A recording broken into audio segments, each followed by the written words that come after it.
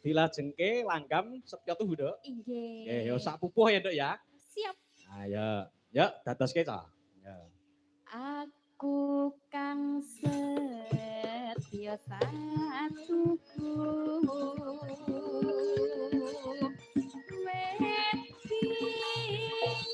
yen nganti saiki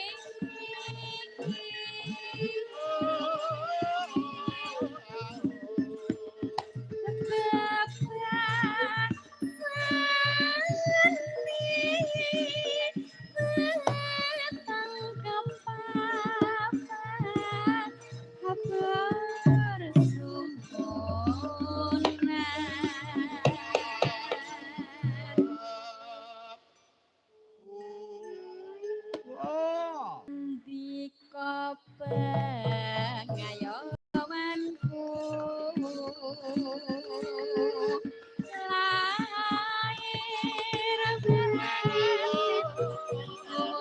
nyata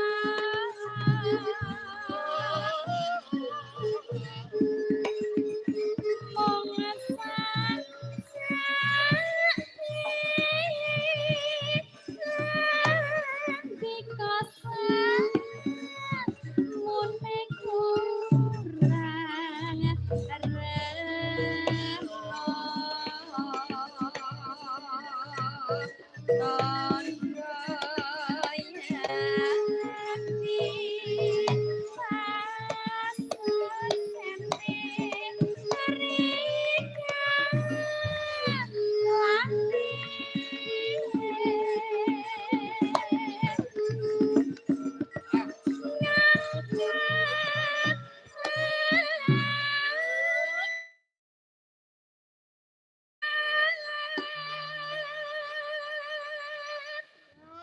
Ndek mau rene diterke sapa, Nduk?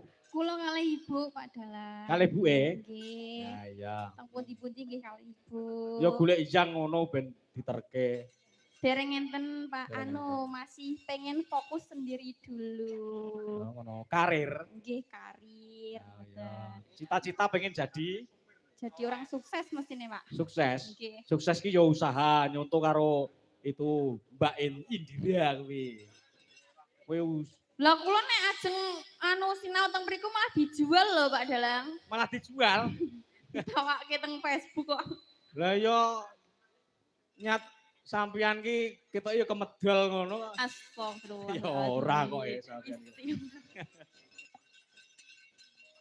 Maksudnya ki suarane sing didol nggo nyanyi ngoten lho. Nggih, niki pokoknya fokus pengen single dulu Pak Dalang. Mungkin ya.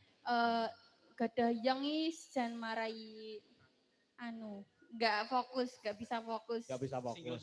Ya. Nggih. Ya, lanjut.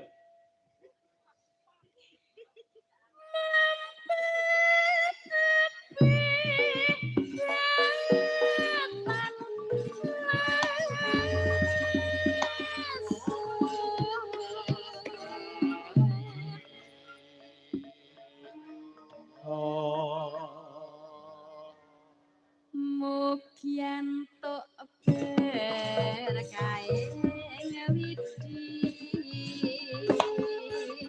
anti kamu tansah limpah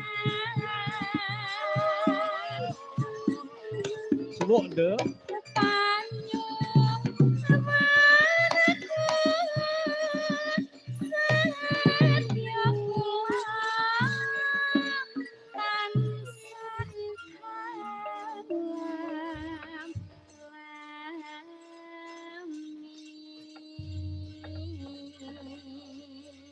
Matur nuwun Mbak Yovika, duduk dulu. Nah, ya. Induk, nah, kita tampilkan binatang tamu. Sopo? Mbak Indira. Nah, yo.